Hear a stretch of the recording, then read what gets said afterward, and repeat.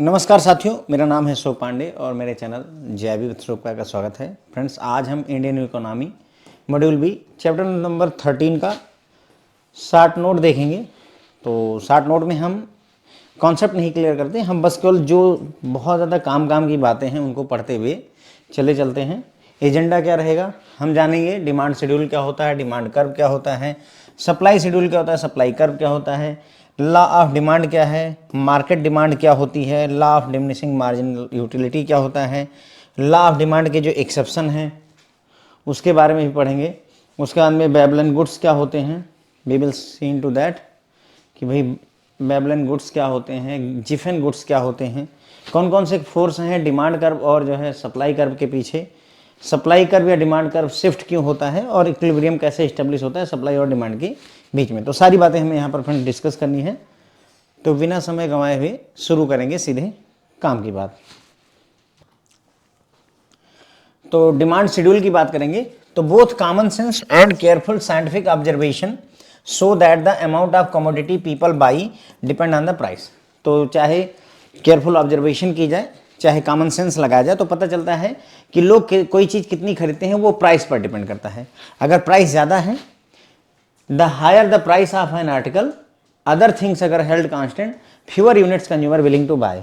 अगर चीज़ों के दाम ज़्यादा हैं सर तो कम चीज़ें खरीदी जाएंगी, अगर चीज़ों के दाम कम हैं तो ज़्यादा चीज़ें खरीदी जाएंगी। प्याज अगर 20 रुपये किलो चल रही है तो घर वाले 5 किलो ले आते हैं। अगर प्याज जो है 150 रुपये किलो चल रही है, घर वाले लाना ही बंद कर देते हैं, बोलते हैं क्या जरूरत है तुमको, कोई अंबानी के बच्चे थोड़ी ना हो, खाओ कुछ और खाओ, ना खाओ प्याज कुछ दिन, काइंड ऑफ दैट। ओके, वो प्रैक्टिकल लाइफ में भी लागू होती है। ठीक है, तो this relationship that exist between the price and quantity bot is called demand schedule और द डिमांड कर्व। तो ये जो रिलेशनशिप है किसके बीच में, प्राइस और क्वांटिटी के बीच में। क्वांटिटी कौन सी, कितनी क्वांटिटी खरीदी गई, तो प्राइस और क्वांटिटी यानी खरीदी गई क्वांटिटी के बीच में जो रिलेशनशिप होती है उसे ही फ्रेंड्स डिमांड शेड्यूल कहा जाता है।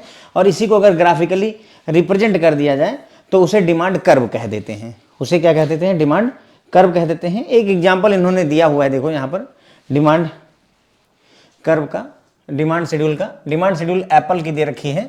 तो देखो जब प्राइसेस ज़्यादा हैं, 500 रुपये किलो, 500 रुपये पर बॉक्स सेब का दाम है, तो जो है डिमांड कितनी है, 9 बॉक्स पर ईयर की डिमांड हो, 9 मिलियन बॉक्स पर ईयर की। जब 100 रुपये पर बॉक्स सेब है तो 20 मिलियन की डिमांड हो रही है। देखिए अगर प्राइस ज़्यादा है, मैंने आपको क्या बताया था, अगर प्राइस ज़्यादा है तो डिमांड कम रहती है, प्राइस ज़्यादा है तो लोग नहीं खरीदते। देखो 500 रुपये में एक पेटी सेब पड़ रहा है तो केवल जो है 9 पेटी सेब बिक रहे हैं, समझ लीजिए। ठीक है, और 100 रुपये का एक पेटी सेब बिक रहा है तो 20 पेटी लोग सेब खरीद रहे हैं। क्लियर हो गई बात। तो बस यही इतनी बात थी। ओके, तो we can observe that the quantity demanded increases with the fall in the price as shown in the table. जैसे जैसे प्राइस घटता जाता है सर, वैसे वैसे जो है क्वांटिटी जो डिमांड की जाती है वो बढ़ती जाती है। तो हम समझ सकते हैं कि if the price is high, अगर प्राइस ज़्यादा है तो कम क्वांटिटी खरीदी जाएगी, अगर प्राइस कम है तो ज़्यादा क्वांटिटी खरीदी जाती है। उल्टी रिलेशनशिप है किसके किसके बीच में, पी एंड क्यू, प्राइस और क्वांटिटी के बीच में जस्ट उल्टी रिलेशनशिप यहाँ पर होती है। ठीक है, अब आता है डिमांड कर्व। तो मैंने आपको पहले ही बता दिया कि graphical representation of the demand schedule. Demand schedule क्या होता है, प्राइस और क्वांटिटी के बीच में रिलेशनशिप को डिमांड शेड्यूल कहते हैं। ठीक है, क्वांटिटी कौन सी, क्वांटिटी जो परचेज की जाती है, बाई की जाती है। ठीक है, और जब इसी डिमांड शेड्यूल को ग्राफिकली प्रेजेंट कर देते हैं तो उसे डिमांड कर्व कह देते हैं। बस इतनी सी बात है, काम यहाँ पर खत्म होता है। ये रहा आपके सामने डिमांड कर्व, जो वहाँ पर टेबल में दिखाया गया है उसी को ग्राफिकल प्रेजेंटेशन कर दिया गया। यहाँ पर क्वांटिटी दिखाई गई कि 5 मिलियन बॉक्सेस, 10, 15, 20, 25, और यहाँ पर प्राइसेस दिखाए गए, उसे ग्राफिकली रिप्रेजेंट कर दिया गया है। ठीक है, ध्यान रखें क्वांटिटी और जो प्राइस होते हैं इन्वर्सली रिलेटेड होते हैं, उल्टा होता है। यानी कि अगर Q यानी क्वांटिटी ऊपर जाएगी तो P यानी प्राइस नीचे आएगा, अगर Q क्वांटिटी नीचे जाएगी तो P यानी प्राइस, मतलब P ऊपर जाएगा तो क्वांटिटी नीचे आती है, प्राइस बढ़ेगा तो क्वांटिटी घटेगी, प्राइस घटेगा तो क्वांटिटी बढ़ेगी, जस्ट उल्टा चलता है। As you can see the curve slope downward, जैसा कि आप देख सकते हैं जो हमारा कर्व है वो डाउनवर्ड स्लोप कर रहा है, नीचे की तरफ आ रहा है, डाउनवर्ड स्लोप कर रहा है। ठीक है, तो इसीलिए इस इंपॉर्टेंट प्रॉपर्टी को law of downward sloping demand कहा जाता है, क्योंकि नीचे की तरफ हमारा जो स्लोप है डिमांड कर्व का वो नीचे की तरफ है। यहाँ से जो है अगर आप एक पहिया छोड़ देंगे तो वो नीचे नीचे की तरफ चली आएगी, इसीलिए इसको law of downward sloping demand कहा जाता है। और ये सभी वस्तुओं पर लागू होती है, चाहे सेब हो, चाहे आईफोन हो, चाहे पेट्रोल हो, चाहे कंप्यूटर हो, सभी चीज़ों पर लागू होती है। ठीक, अब बात करते हैं कि भाई लॉ ऑफ डिमांड क्या होता है। तो सर लॉ ऑफ डिमांड का मतलब होता है कि जब प्राइसेस ऑफ कमोडिटी बढ़ती हैं तो बायर जो है उसकी कम क्वांटिटी को खरीदना चाहते हैं। जब किसी कमोडिटी का प्राइस बढ़ता है तो कम ही लोग उसको खरीदना चाहते हैं। उसी तरीके से जब किसी चीज़ की प्राइस घटता है तो ज़्यादा क्वांटिटी में लोग उसकी डिमांड करते हैं, उसकी डिमांड ज़्यादा बढ़ जाती है। ठीक है, प्याज का एग्जाम्पल दिमाग में रखेंगे, बात समझ में आएगी। ठीक है, अब जो क्वांटिटी डिमांड की जा रही है वो प्राइस घटने पर, प्राइस जब घटता है ना, देखो क्या है, quantity demanded tend to fall as price rises. जैसे जैसे प्राइस बढ़ता है, प्राइस हमारा बढ़ा तो हमारी जो डिमांड है क्वांटिटी की वो घटती है। तो वो दो वजहों से होता है ऐसा। दो वजह कौन सी है? सब्स्टिट्यूशन इफेक्ट की वजह से और इनकम इफेक्ट की वजह से। सब्स्टिट्यूशन इफेक्ट की वजह से और इनकम इफेक्ट की वजह से। सब्स्टिट्यूशन इफेक्ट क्या होता है कि जो है अगर मेरे पास में एक चीज़ नहीं तो बदले में दूसरी चीज़ कंज्यूम करने लगूंगा। सोचो कि अगर सब्जी महंगी होगी तो मैं दाल खाने लगता हूँ, दाल महंगी होगी तो सब्जी खाने लगता हूँ। यही होता है सब्स्टिट्यूशन इफेक्ट, एक की जगह दूसरे से कंपनसेट कर लेना। ओके, तो बोल रहा है when the price of one particular goods rises, एक पर्टिकुलर गुड्स का अगर दाम बढ़ता है तो I will substitute it with other similar good for it, तो मैं इसको दूसरे सिमिलर गुड से सब्स्टिट्यूट कर लेता हूँ। जैसे अगर मटन का प्राइस महंगा होता है तो लोग चिकन ज़्यादा खाने लगते हैं। सिमिलरली अगर दाल का दाम ज़्यादा हो जाता है तो लोग सब्जी खा लेते हैं। दाल की जगह पर सब्जी खाई, सब्स्टिट्यूट कर दिया, दैट्स व्हाई सब्स्टिट्यूशन इफेक्ट कहते हैं सर। ठीक है, दूसरा प्रभाव भी पड़ता है सर जिसे इनकम इफेक्ट कहते हैं। व्हाट इज इनकम इफेक्ट देखते हैं। ये तब आता है जब when a higher price reduces quantity demanded, जब दाम बढ़ गया, ठीक है, जिसकी वजह से क्वांटिटी की डिमांड घट गई। ठीक है, तो अब क्या होगा, as the price goes up, जैसे जैसे प्राइस बढ़ता है मैं अपने आप को गरीब पाता हूं। I somewhat find my self poorer, मैं पहले से गरीब महसूस करता हूं than I was before. So ultimately I will reduce the consumption that will lead to low demand. ठीक है, तो जब प्राइस बढ़ते हैं, जैसा कि मैंने बताया कि भाई 30 रुपए किलो प्याज चल रही है तो घर में आ रही है, अब 150 रुपए किलो प्याज हो गई तो क्या बहुत महंगी है क्या? सोच के देखो, सोना 74,000 रुपए का 74,000 रुपए का 10 ग्राम है। ठीक है, बर्फी 400 रुपए किलो चल रही है, तो क्या बहुत महंगा हो गया क्या? नहीं, बहुत महंगा नहीं हो गया, लेकिन हमें लगता है, हमें ये लगता है कि भाई बहुत महंगा हो गया यार, 30 रुपए की प्याज 150 की हो गई, तो हमें गरीबी महसूस होने लगती है यार 30, अभी 5 किलो प्याज लेकर जाते, 1 ही किलो लेकर जा रहे हैं, तो पुअर आप महसूस करने लगते हैं, जिसकी वजह से मजबूरी में आप जो है अपनी कंजम्पशन घटा देते हैं। और जिसकी वजह से कंजम्पशन घटाएंगे, खाएंगे ही नहीं प्याज, तो डिमांड प्याज की घट जाएगी, और प्याज की डिमांड घटेगी तो उसका प्राइस ऑटोमेटिकली धीरे धीरे गिरता रहता है। जैसे इफ पेट्रोल प्राइसेस डबल, अगर पेट्रोल अभी 100 रुपए का है, वैसे तो मुंह से निकालना भी नहीं चाहिए, हो जाता है सच, 200 रुपए का अगर पेट्रोल का प्राइस हो जाए मान लो, तो I have in effect less real income, अब मेरे पास पैसे कम बचेंगे। सोचो पहले महीने में हर दिन 100 रुपए का पेट्रोल लगता था तो 3,000 रुपए खर्चा होते थे, अब क्या हो रहा है, उतना ही ऑफिस जाने मुझे अब 6,000 रुपए का पेट्रोल खर्चा करना पड़ रहा है। तो पहले अगर मैं 50,000 रुपए कमाता था तो 3,000 रुपए का पेट्रोल ही लग जाता था, तो मैं 47,000 बचा पाता था। अब मैं 50,000 तो कमा तो रहा हूं, लेकिन 6,000 रुपए पेट्रोल पर लग रहा है, तो मेरे पास क्या बच रहा है, 43,000, तो I have less real income. ठीक है, तो नेचुरली मैं अपने कंजम्पशन को, पेट्रोल को, अदर गुड्स को घटाऊंगा, या तो हो सकेगा तो मैं किसी दिन बस पकड़ के चला जाऊंगा, समथिंग लाइक दैट, मैं कुछ ना कुछ कंपनसेट करके अपने आप को मैनेज करने का प्रयास करता हूं। ठीक है, तो ये हो गए दो इफेक्ट जिनकी वजह से डिमांड जो है घट जाती है। मार्केट डिमांड क्या होती है, तो देखो market demand represent the sum of all individual demands. ऐसे अभी तक हमने जो डिमांड की बात की वो इंडिविजुअल व्यक्ति की डिमांड की बात कर रहे थे। मार्केट डिमांड का मतलब जितने भी लोग हैं हमारे देश में, जितने भी लोग हैं उन सब की डिमांड को एक साथ मिला करके जोड़ दीजिए तो सर उसे मार्केट डिमांड कहते हैं। Market demand curve is found by adding together the quantity demanded by all individual at each price level. तो हर एक प्राइस पर कितनी क्वांटिटी इंडिविजुअल द्वारा डिमांड की जा रही है उन सबको जोड़ने पर ही हमारी मार्केट डिमांड निकल करके आती है। ध्यान रखें मार्केट डिमांड जो है वो लॉ ऑफ डाउनवर्ड स्लोपिंग को फॉलो करता है, मार्केट डिमांड भी। ठीक है, मार्केट डिमांड कर भी लॉ ऑफ डाउनवर्ड स्लोपिंग को फॉलो करता है। फिर आता है law of diminishing marginal utility. ये क्या चीज़ है, काफ़ी इंटरेस्टिंग फिनोमेना है। देखो बोलते हैं कि जितना सेटिस्फैक्शन पहली बार में मिलेगा उतना बाद में नहीं मिलता है, ये वो चीज़ है। तो जितना सेटिस्फैक्शन पहली बार में मिलता है, जैसे मान लीजिए अगर आप प्यासे हैं तो पहला गिलास जब आप पानी का पिएंगे तो जो संतुष्टि आपको मिलेगी वो दूसरे पे नहीं मिलेगी, तीसरे पे और कम मिलेगी, चौथे पे एकदम लगेगा बेकार हो गया। ठीक है, बात समझे? तो वही है, the more we consume the lesser satisfaction each additional unit of consumption बिल के बस। जितना ज़्यादा कंज्यूम करोगे उतना ही कम संतुष्टि आपको मिलेगी। ये नियम है हर चीज़ का, हर चीज़ का। जितना ज़्यादा आप जो है किसी चीज़ को कंज्यूम करेंगे उतना ही सेटिस्फैक्शन कम होता जाएगा। जैसे अगर आप बहुत प्यासे हैं तो पहला ग्लास ऑफ वाटर ज़्यादा सेटिस्फैक्शन देगा, बहुत ज़्यादा सेटिस्फैक्शन देगा, लेकिन दूसरा थोड़ा चल जाएगा, तीसरा और चौथा और पांचवा गिलास तो आपसे जो है पीने का मन ही नहीं करेगा। ओके, तो ये है law of diminishing marginal utility. जैसे आईफोन का भी एग्जांपल यहाँ पर हम इस्टेब्लिश कर सकते हैं। आईफोन जब पहली बार आया, जो एक्साइटमेंट था, अब 15, 16, 17, 18, 20, 85, 89 व्हाटएवर इज, आपका ये जो सेटिस्फैक्शन लेवल है धीरे धीरे घटता ही जा रहा है। तो ये है law of diminishing marginal utility. आप भी खुद ही बोलते होंगे कि अरे यार अब वो बात नहीं रही आईफोन में, क्यों? यही वजह है, law of diminishing marginal utility. Forces behind the demand curve.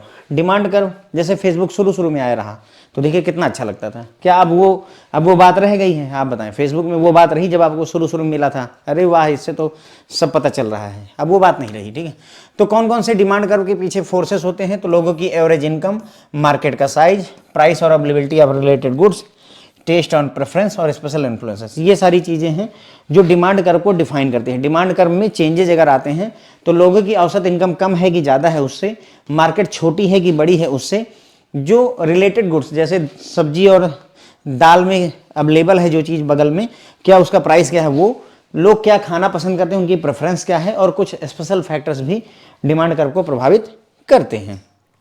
ठीक है, फिर बात करते हैं डिमांड कर्व में शिफ्ट की। तो why does the demand curve shift? पहला सवाल यह है कि डिमांड कर्व शिफ्ट क्यों करता है? Because demand is influenced by issues factors other than the change in the goods price. जब गुड्स के प्राइस में के अलावा कोई और चीज के चेंज होने से डिमांड कर्व में डिमांड में चेंज आ जाए तो उसे ही डिमांड कर्व शिफ्ट कहते हैं। Did you get the point? यानी कि प्राइस के अलावा कोई और चीज चेंज हुई, जैसे मार्केट का साइज बदल गया जिसकी वजह से डिमांड बढ़ गई, तो उसे हम बोलते हैं क्या? Demand curve shift. तो let us work through an example of how a change in the non price variable. Non price variable यानी प्राइस के अलावा और कोई वेरिएबल में चेंज होने की वजह से डिमांड कर्व में शिफ्ट के बारे में हमें समझना है। तो इन्होंने कहा कि एवरेज इनकम जो थी इंडियंस की वो 2006 से 8 के इकोनॉमिक बूम के दौरान बहुत ज़्यादा बढ़ी। इकोनॉमिक बूम के दौरान इंडियंस की जो इनकम थी वो बहुत ज़्यादा बढ़ी, because there is a powerful income effect on the demand. तो लोगों की इनकम बढ़ी तो उन्होंने ज़्यादा क्वांटिटी की डिमांड करनी शुरू कर दी। ठीक है, the demand for automobile, this means that the quantity of automobile demanded each price level will rise. मतलब कहने का, जब हम कमाते नहीं थे उतना तो कम कार खरीदते थे, अब लोगों की इनकम बढ़ी। ध्यान दें, 20 साल पहले जाएं तो लगभग जो है लोगों के घर में, कुछ लोगों के घर में बाइक होती थी। अब आज के समय में हमें लगता है शायद ही कोई ऐसा घर होगा जहां एक गाड़ी ना हो, एक बाइक ना हो, एक कार ना हो। हालात ऐसे हो गए हैं, लगभग स्थिति ऐसी हो गई है। तो ऐसा क्यों हुआ? क्योंकि लोगों की जनरल इनकम बढ़ी है। तो एग्जाम्पल इन्होंने दिया कि मान लो एवरेज इनकम 10% बढ़ती है तो क्वांटिटी यानी डिमांड फॉर कार जो है, जो 2 लाख रुपए की कार बिकती थी वो हो सकता है पहले 10 मिलियन खरीदी जाती रही हो, अब 12 मिलियन डिमांड की जा रही है। 12 मिलियन लोग कार खरीदना चाहते हैं। तो मतलब कहने का ये हुआ कि प्राइस नहीं बढ़ा, प्राइस नहीं बदला। 2 लाख की कार तब भी थी, 2 लाख की आज भी है, लेकिन डिमांड बढ़ गई। क्यों? क्योंकि लोगों की इनकम बढ़ी हुई है। तो जब प्राइस के अलावा ये दूसरा फैक्टर है, इसकी वजह से डिमांड अगर बदलती है तो उसे ही सर शिफ्ट कहते हैं। This would be a shift in the demand curve because the increase in the quantity demanded reflect factor other than goods on price. यानी कि कार के खुद के प्राइस के अलावा बाकी चीजों को दिखाता है। तो देखिए यही आपका डिमांड कर्व का वो दिखा रहे हैं, रिफ्लेक्शन जो है कि कैसे चेंजेस हो रहे हैं। तो ये हमारी पहले की डिमांड है, ठीक है। और अब जो है जब हमारी इनकम बढ़ गई तो नई डिमांड जो है, डिमांड कर्व यहाँ शिफ्ट हो जाता है। डिमांड कर्व पूरा का पूरा शिफ्ट हो जाता है। देखिए अगर प्राइस बदलता है तो जैसे 2 लाख है ना, 2 लाख, 4 लाख, 6 लाख, अगर प्राइस बदलता है तो इसी डिमांड कर्व से हमारा काम चल जाता है। लेकिन प्राइस नहीं बदल रहा है, प्राइस वही है। पहले भी 10 लाख प्राइस था, आज भी 10 लाख प्राइस है, लेकिन हमारी डिमांड बढ़ चुकी है। क्यों? क्योंकि हमारी इनकम बढ़ी है, इसलिए हमारी डिमांड बढ़ी है। तो ये ग्राफ जो है यहाँ शिफ्ट कर जाता है। अच्छा, क्या उल्टा भी हो सकता है? हाँ, उल्टा भी हो सकता है। अगर किसी वजह से प्राइस ना बदले लेकिन हमारी डिमांड घट जाए, इकोनॉमिक रिसेशन आ गया, किसी के पास पैसे नहीं, कोविड आ गया, किसी के पास पैसे नहीं, लोग त्राही त्राही कर रहे हैं, तो उस केस में अब कार खरीदने कौन जाएगा? तो डिमांड घट जाएगी। तो उस केस में फ्रेंड्स जो है हमारा ये डिमांड कर्व यहाँ चला आएगा। क्यों? क्योंकि भाई अभी भी 10 लाख की ही कार है, लेकिन पहले जहां जो है इसे 16 लाख लोग खरीदते थे, अब उसे हार्डली 4 लाख लोग खरीदना चाह रहे हैं। बस ये होता है डिमांड कर्व में शिफ्ट। आई बिलीव मैंने आपको इसे समझा दिया है। लॉ ऑफ डिमांड के एक्सेप्शंस होते हैं। लॉ ऑफ डिमांड क्या है? पहले जब प्राइस ऊपर नीचे जाता है तो लोग ज़्यादा खरीदते हैं, जब प्राइस ऊपर जाता है तो लोग कम खरीदते हैं। ठीक है, महंगा है आईफोन, कम ही लोगों के हाथ में दिखेगा, है ना। आईफोन महंगा इसलिए कम लोगों के हाथ में है, आईफोन सस्ता होता तो सबके हाथ में दिखाई देता, वही बात है। तो ये लॉ ऑफ डिमांड है। इसके कई सारे एक्सेप्शन होते हैं। कौन कौन से एक्सेप्शन हैं?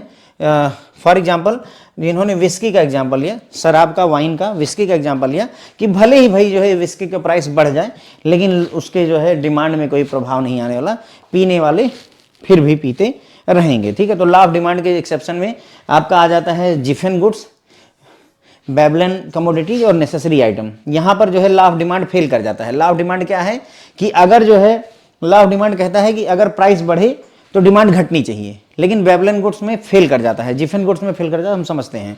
देखो, बेबलन गुड्स क्या होते हैं? ये जो है इकोनॉमिस्ट थे थ्रेस्टीन बेबलन, उनके नाम पर रखा गया है।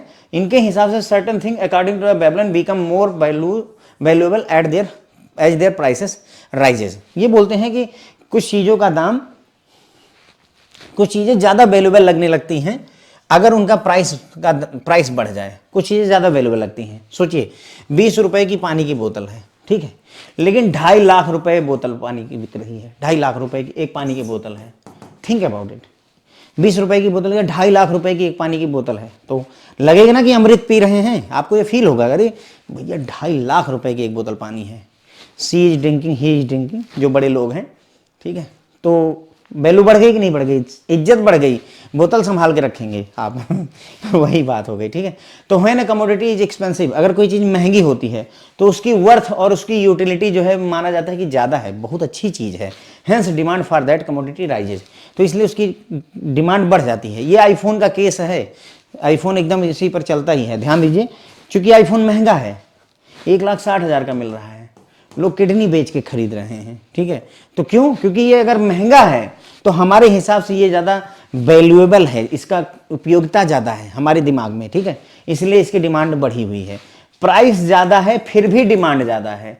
लॉ ऑफ डिमांड क्या कहता है? अगर महंगा होगा तो कम खरीदेंगे। यहाँ उल्टा हो गया, लॉ ऑफ डिमांड फेल कर गया। ओके, तो जैसे high priced cell phone, iPhone का एग्जांपल मैंने बताया ही, और डिजाइनर बैग्स भी होते हैं। 3-3 लाख 4-4 लाख के बैग जो है लेकर के जया किशोरी जी टहल रही हैं, और भी बहुत सारे लोग हैं।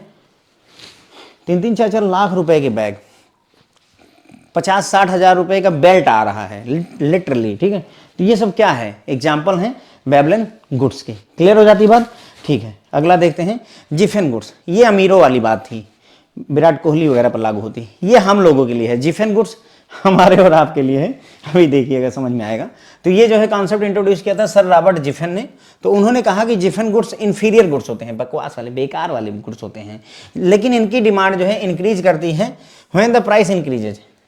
है तो ये इंफीरियर गुड्स, लेकिन इनकी खासियत क्या है? इनकी डिमांड बढ़ती है अगर प्राइस बढ़ जाए, और इनकी डिमांड घटती है अगर प्राइस घट जाए। उल्टा चलता है, सेम केस उल्टा है। होना क्या चाहिए? अगर प्राइस बढ़े तो डिमांड कम होनी चाहिए, लेकिन उल्टा केस होता है। क्यों? क्योंकि ये जो आइटम्स होते हैं दीज गुड्स आर इसेंशियल, क्योंकि ये जो इन्फीरियर गुड्स हैं ये इसेंशियल हैं, नॉट लग्जरी आइटम। ये लग्जरी आइटम नहीं होते, इसेंशियल गुड्स होते हैं। एग्जाम्पल के तौर पर अगर आप देखेंगे तो घर में जो कुछ भी खाते पीते हो भाई, बाजरा, गेहूं, चावल, ब्रेड, ये सभी जिफन गुड्स के एग्जाम्पल होते हैं। एक एग्जाम्पल इन्होंने पूरा डिटेल में समझाया कि ब्रेड के प्राइस जो है बढ़ गए 19वीं शताब्दी में। 19वीं शताब्दी में ब्रेड के दाम बढ़ गए, तो लोगों ने क्या किया? उसकी डिमांड बढ़ा दी। सोचो, अगर ब्रेड के प्राइसेस बढ़ गए तो उसकी डिमांड घटनी चाहिए थी, महंगा हुआ तो घटाओ, उल्टा हो गया, लोगों ने और डिमांड करनी शुरू कर दी, ठीक है। फॉर इट बिकॉज, क्यों? क्योंकि their income had reduced so much that other superior item जैसे meat, fish or expensive foods were no longer affordable. ऐसा इसलिए हुआ क्योंकि ब्रेड तो भले महंगा हो गया, लेकिन चूंकि इनकम इतनी नहीं है कि हम महंगे सामान को खा सकें, मछली, मांस और ये सब अफोर्ड नहीं कर सकते थे। चूंकि हम अफोर्ड नहीं कर सकते थे तो हमारे लिए सस्ता क्या हुआ, महंगा भले ही है ब्रेड, फिर भी हमारे लिए ठीक है, हम ब्रेड की तरफ ज़्यादा जाएंगे। तो 10 bread remained cheaper in comparison. अगर कंपेयर में देखें तो ब्रेड सस्ता था। अब भाई अगर ब्रेड महंगा होगा तो मीट और फिश तो और महंगी हो जाएंगी। तो लोग उधर की तरफ जा करके अपना पेट भरने के लिए उन्होंने ब्रेड पर ज़्यादा फोकस किया, जिसकी वजह से ब्रेड महंगा होने के बावजूद भी उसकी डिमांड बढ़ गई, उसकी डिमांड बढ़ गई। तो inferior as different goods are exception to the law of demand. तो ये लॉ ऑफ डिमांड को एक्सेप्शन करते हैं, क्योंकि उल्टा हो रहा है, ऐसा होना नहीं चाहिए था। प्राइस बढ़ा था, डिमांड घटनी चाहिए थी, ठीक है। फिर आता है sir necessary goods. Necessary goods में लॉ ऑफ डिमांड को अनदर एक्सेप्शन होता है नेसेसिटीज और बेसिक आइटम्स। ये हमें चाहिए ही चाहिए। जैसे मतलब कोई सोचो, अब मेरी बात समझो, चीनी कितनी भी महंगी हो जाए, क्या हम नहीं खाएंगे? आज 40 रुपए किलो चल रही है, भविष्य में 400 रुपए किलो होगी फॉर एग्जाम्पल। तो क्या हम चीनी खाना बंद कर देंगे? क्या हम नमक खाना बंद कर देंगे? सोचिए, नमक 2 रुपए किलो बिकता था गांधी जी के टाइम पे, ठीक है। अभी कितने का बिकता है? 20-25 रुपए किलो का। पर क्या हमने खाना बंद कर दिया? नहीं। तो वही बात है, तो भले ही प्राइस बढ़ जाए पर फिर भी इनकी डिमांड बढ़ती ही रहेगी, घटेगी नहीं। इनका कहने का मतलब ये है नेसेसरी गुड्स में, ठीक है। तो even if the price of necessities such as medicine are basic staples, जैसे शुगर या साल्ट बढ़ जाए, दवाई का दाम कितना भी महंगा हो जाए, हमको कंज्यूम करनी पड़ेगी, वो हमारी मजबूरी होती है। तो यहाँ पर भी लॉ ऑफ डिमांड फेल हो जाता है। चेंज ऑफ इनकम भी प्रभाव डालता है। डिमांड फॉर प्रोडक्ट में alter in response to the change in the income. किसी चीज़ की डिमांड आपकी इनकम में चेंज होने के साथ में बदलती है। अगर घर वालों की इनकम बढ़ेगी, हाउस होल्ड की इनकम बढ़ती है, तो दे में purchase more things regardless of prices increase, raising demand for the product. मतलब अगर घर वालों की इनकम बढ़ गई है तो वो भले ही कोई चीज़ महंगी हो फिर भी उसको खरीदेंगे, और अगर खरीदेंगे तो महंगी चीज़ की डिमांड बढ़ेगी। डिमांड बढ़ेगी तो ऑब्वियसली जो है उल्टा हो गया ना, प्राइस भी बढ़ा है, चीज़ों के दाम बढ़े, फिर भी डिमांड बढ़ी है, तो लॉ ऑफ डिमांड फेल कर जाता है। सिमिलरली अगर जो है इनकम घट जाती है घर वालों की, तो इंडिविजुअल क्या करेगा? हर चीज़ को खरीदना बंद कर देगा या कम खरीदना शुरू कर देगा, कम करना शुरू कर देगा। भले ही प्राइस घट गए हैं, प्राइस तो घट गए हैं, क्यों? क्योंकि इनकम घटी है, लोग डिमांड कर नहीं रहे, तो प्राइस घट जाएंगे। प्राइस घटा हुआ है फिर भी हम ज़्यादा कंज्यूम नहीं कर रहे हैं, क्यों? क्योंकि हमारी हालत खराब है, ठीक है। सप्लाई शेड्यूल की बात करें, डिमांड की पूरी बातें यहाँ पर निपट चुकी हैं। तो जैसे डिमांड शेड्यूल में क्या था? प्राइस एंड क्वांटिटी परचेज्ड या बाट, ठीक है, ठीक है। प्राइस एंड क्वांटिटी परचेज था। यहाँ पर भी हम, यहाँ पर सप्लाई में भी प्राइस एंड क्वांटिटी की ही बात करेंगे, लेकिन प्राइस और क्वांटिटी सेल की बात करेंगे, कितनी बेची जाएगी, वहाँ पर कितनी खरीदी जाएगी। डिमांड है, डिमांड है तो खरीदोगे, सप्लाई है तो बेचोगे, है ना। मैं सप्लाई करता हूँ, मैं ऑक्सीजन सिलेंडर का सप्लायर हूँ, तो मैं क्या करूँगा? ऑक्सीजन सिलेंडर सेल करूँगा, ठीक है। तो ध्यान रखें, क्वांटिटी सेल की यहाँ पर बात होती है। तो supply schedule for a commodity shows that relationship between its market price and the amount, यानी quantity of the commodity that producer are willing to produce or sell, other things constant. तो supply schedule क्या बताता है? Price और quantity के बीच में relationship बताता है, ठीक है। प्राइस और क्वांटिटी के बीच में रिलेशनशिप बताता है, कितनी जो है मतलब प्रोड्यूस करना चाहते हैं, कितनी वो बेचना चाहते हैं, कितनी वो उस कमोडिटी को बेचना चाहते हैं प्रोड्यूसर लोग, उसी को ही हम बोलते हैं सप्लाई शेड्यूल।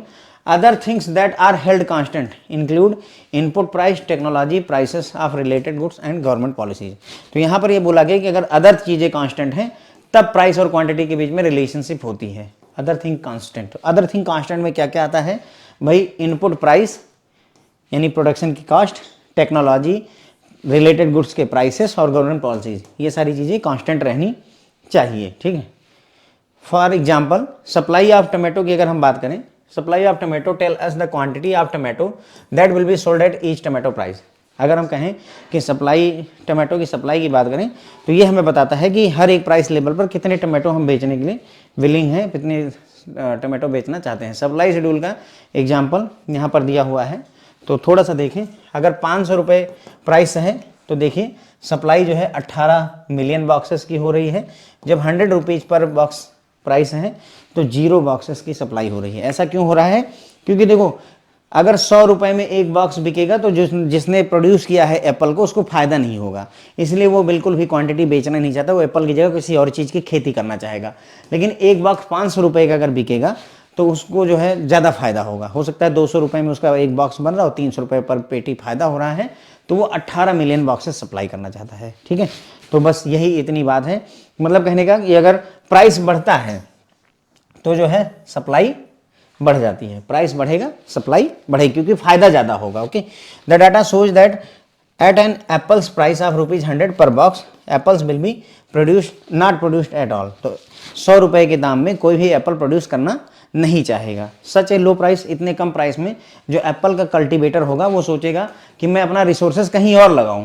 तो हो सकता है अदर टाइप के प्रोडक्ट जैसे सीरियल या पल्सेस, दाल और अनाज, मोटा अनाज उगाना शुरू कर देगा, क्योंकि उसको यहाँ पर ज़्यादा प्रॉफिट मिलेगा। ठीक है, जैसे जैसे एप्पल के प्राइसेस बढ़ेंगे वैसे वैसे ज़्यादा एप्पल जो है प्रोड्यूस करना शुरू कर दिया जाता है। ठीक है, सप्लाई कर्व की बात करें तो अगेन वही सप्लाई शेड्यूल को जब ग्राफिकली प्रेजेंट कर दिया जाता है तो उसे जो है सप्लाई कर्व कहते हैं।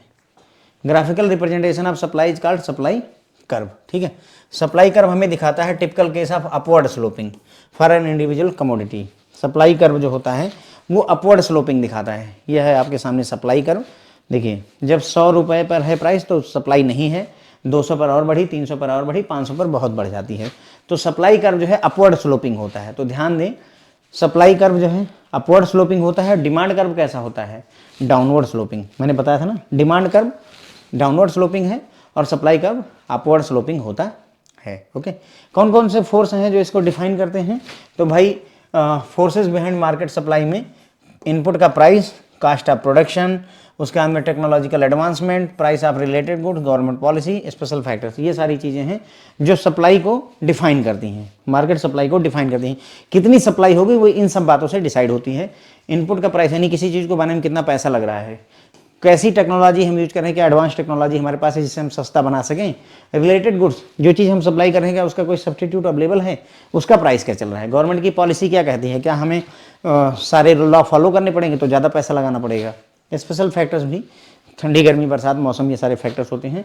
कास्ट ऑफ प्रोडक्शन, किसी चीज़ को प्रोड्यूस करने में कितना पैसा लग रहा है, ये सारी चीज़ें डिफाइन करती हैं। शिफ्ट इन सप्लाई, अगेन वही शिफ्ट इन, जैसे शिफ्ट इन डिमांड किया था तो प्राइस के अलावा और किसी फैक्टर की वजह से अगर सप्लाई प्रभावित हो जाए तो उसे शिफ्ट इन सप्लाई कहते हैं। तो उस केस में जो हमारा ये अभी हमने कर्व देखा है, ये कर्व जो है अगर सप्लाई बढ़ेगी तो इधर शिफ्ट कर जाएगा, अगर सप्लाई घटेगी तो इधर शिफ्ट कर जाएगा। यही होता है शिफ्ट इन सप्लाई। तो वही है when changes in the factors other than the price of item, price of item के अलावा किसी और फैक्टर में चेंज होता है और वो अफेक्ट करे क्वांटिटी सप्लाई, जो सप्लाई की गई क्वांटिटी, तो we call the changes as shift in the supply. तो इन सभी चेंजेस को हम शिफ्ट इन सप्लाई कहते हैं। When other factors change another supply curve will be applicable and the old supply curve will be no more valid. तो जब other factors change होते हैं तो जो हमारा सप्लाई कर्व पहले से चल रहा है वो बेकार हो जाता है, उसकी जगह हमें दूसरा सप्लाई कर्व ही बनाना पड़ जाता है। यही बात यहाँ पर बता रहे हैं आपको। ठीक, अब आता है बस ये मेरे ख्याल से लास्ट टॉपिक है हमारा, equilibrium of supply and demand. तो अभी तक हमने जो है डिमांड को अलग और सप्लाई को अलग कंसीडर किया था, आइसोलेशन में देखा था, और हमने देखा है कि कंज्यूमर की जो डिमांड होती है different amount of apples, cars और कंप्यूटर, वो डिपेंड करती है प्राइस पर। किस पर? Price of goods. जितना प्राइस होगा, अगर प्राइस ज़्यादा होगा तो कम डिमांड करेंगे। सिमिलरली प्रोड्यूसर कितना जो है सप्लाई देना चाहते हैं अमाउंट ऑफ गुड्स, वो भी डिपेंड करता है प्राइस पर, है ना। ध्यान दीजिए, अगर यहाँ प्राइस 500 रुपये था, ठीक है, तो लोग सिर्फ 9 बॉक्स खरीद रहे थे। ठीक है, क्यों? क्योंकि प्राइस ज़्यादा है। जब प्राइस 100 रुपये हो गया था तो लोग जो है 20 बॉक्स खरीदने लगे थे, 20 मिलियन बॉक्स। याद करिए, प्राइस ज़्यादा था तो कम जो है खरीद रहे थे।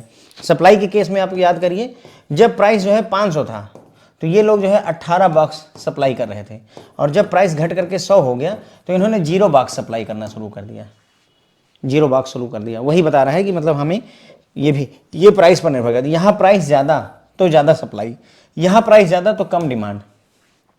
ठीक है, तो इन दोनों को एक साथ कैसे लाया जाए? तो इन दोनों को एक साथ लाने के लिए हमें क्या करना होगा?